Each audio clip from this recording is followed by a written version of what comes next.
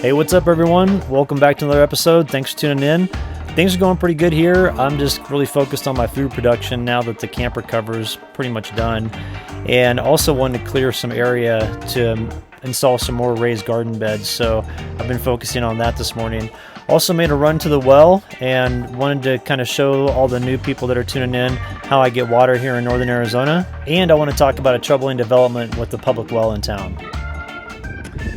The sweet red pepper plant that I have needs calcium, and I don't want to drive an hour and a half into town to get it. And so we've got cow patties that are around here because there's free range cattle around here. This is still a working ranch. It's just a huge area. There's a whole history behind that, which I'll go into later. But I figured out that I looked it up online just to see what a nice little natural solution was for adding calcium, and it was cow patties.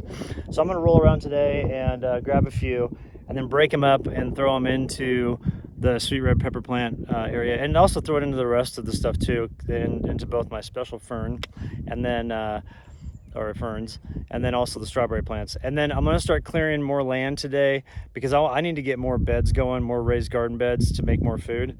And that's what the goal for today is before the monsoons hit.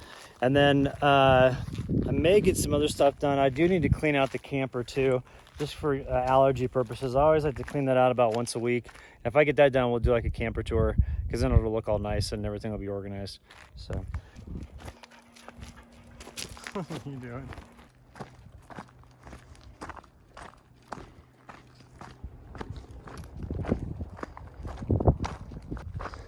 All right, girl, around here somewhere we should be able to find them. This is where the cows are always chilling. Ah, they're freaking out. Oh, it's okay, bud. Do you see those cows, girl? Yeah, this is the area where it gets really pretty down here, especially in the wintertime, because this creek flows, this little wash flows full time, which is really cool. And I cut out an area here. I thought, oh, it'd be cool to bring down the camper and hang out, but I just like where I'm at. The views up there are so expansive, it's kind of hard to beat. All right, hang on, sweetie. Getting some stuff for the garden.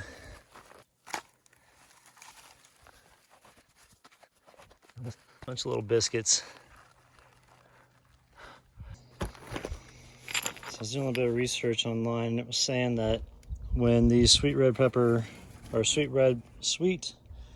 bell pepper plants have fruit, or not fruit, but vegetables essentially. I'll just pull this one off and we can take a look at it. Like this right here. You see how this is all like withering? And so it needs calcium. At first I thought it was nitrogen that we needed, which we did, and that helped out a little bit, but then this came back, and so we're going to go ahead and give it some cow patty magic and see if that works.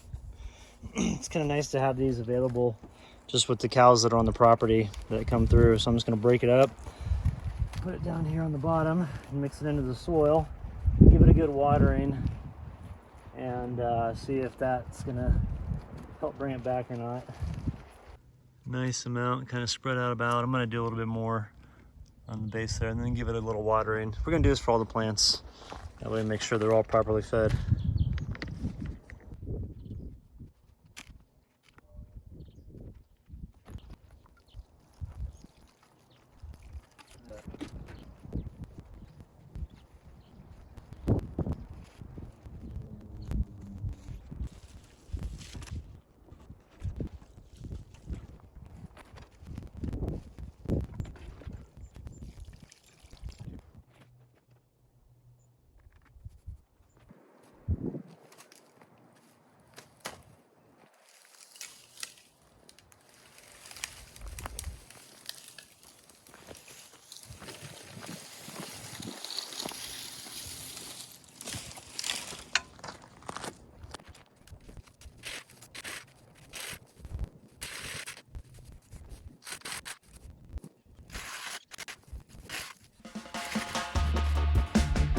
My drive over to the community well is stunning.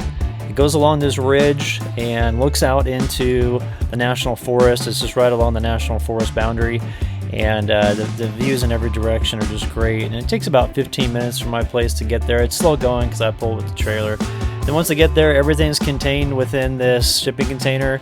You just roll out your hose, hook it up to the little well spigot thing there, fire up the code, and then press the button, and you're off to the races.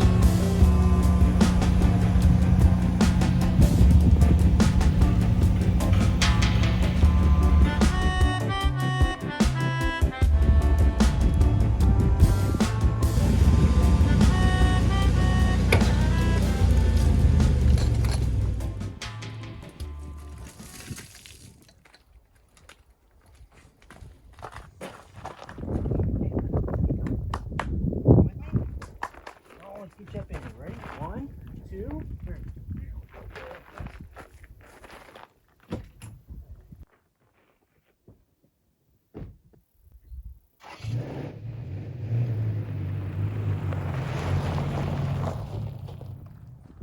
All right, our water's here, and I'm real happy to have this.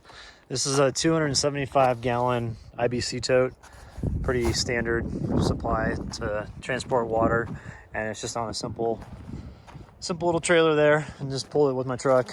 One of the things I want to talk about why I like this area so much and why I like my particular area is that I've got a really great community well.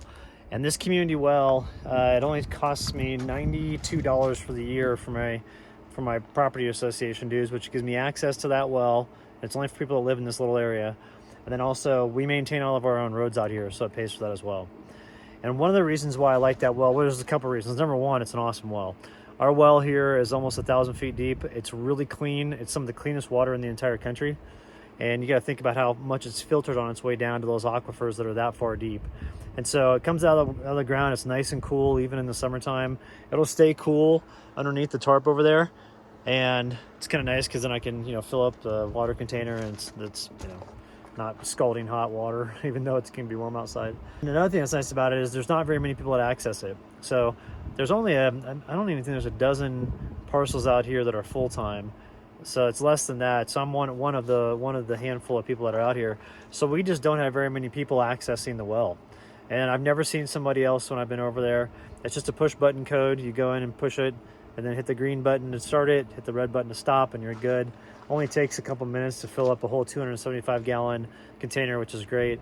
And they don't track us. They don't see who's coming and going or anything like that as far as the code. It's just the same code for every single person. One thing they changed in town, there's a big well in town that a lot of people drive from the 3 nearby small off-grid communities. They'll drive into there to get water. And the county has come in now and replaced all of the quarter operated machines with machines to where you have to sign up for an account, and you have to give your name and your address and put in your bank information, all that stuff.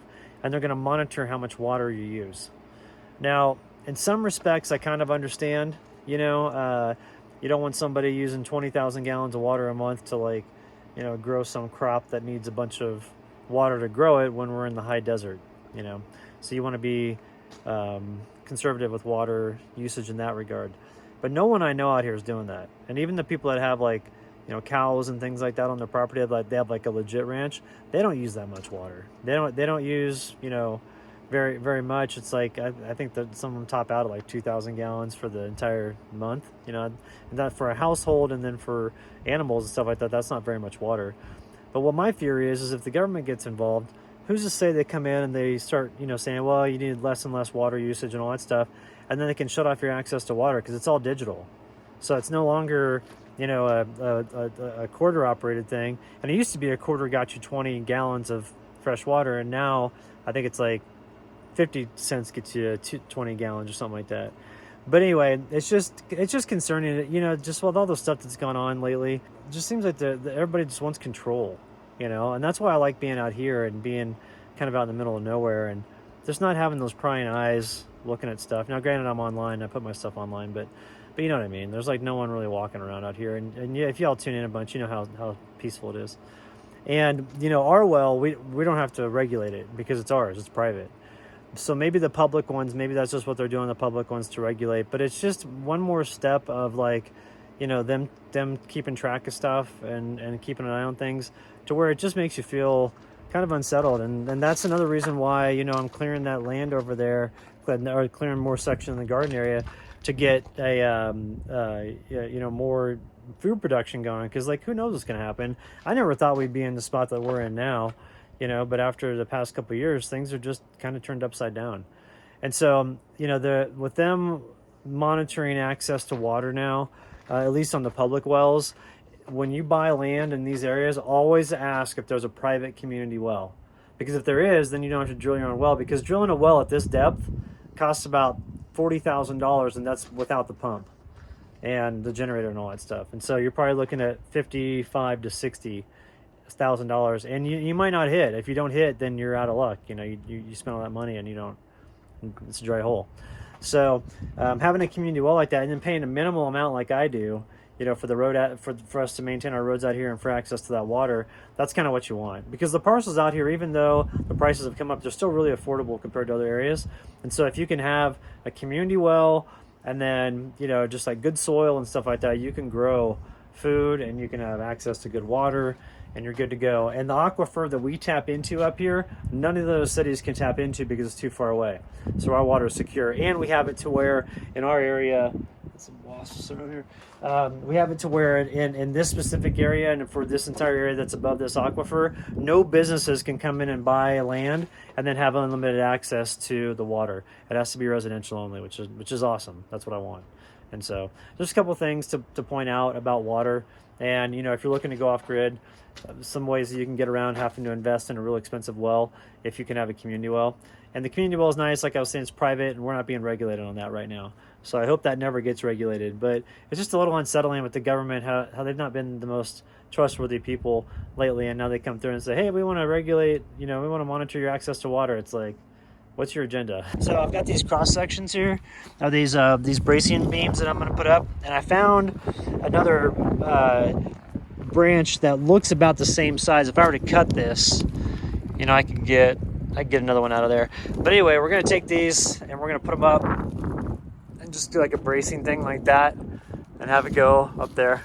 So I'll probably wait until after the rains pass, because it does look like we may actually, let's walk over here, let's see. Looks like we may actually have a little bit of moisture in these clouds. Oh yeah, it's shaping up. Can't really see, but the ones off in the distance over there, those are all dark clouds, rain clouds. So who knows, maybe we'll finally get some rain. It's monsoon season. We haven't had a good rain yet. So here it is, August, what is today? August 10th. And we're still suffering. So, come on, rain. All right, everybody, thanks for tuning in. We'll have, tomorrow we're gonna take the day off, but then we'll have a video for you for the weekend, and probably also do a live stream or something like that, and kind of show you what's up around here. Hopefully some good rains will set in, so we'll be good. What's up, Sierra? All right, everybody, thanks for tuning in. Hopefully in the next video, I'll have footage of rain really coming down so we can test out the metal roofing and see if the waterproofing is legit or if it needs to be touched up a little bit. So I'm hoping the rain's hit. Let's keep our fingers crossed. So far, we've just had a bunch of clouds, but I'm hopeful we'll get some precipitation soon. So thanks for tuning in. We'll have another video for you on Saturday, and y'all have a great evening.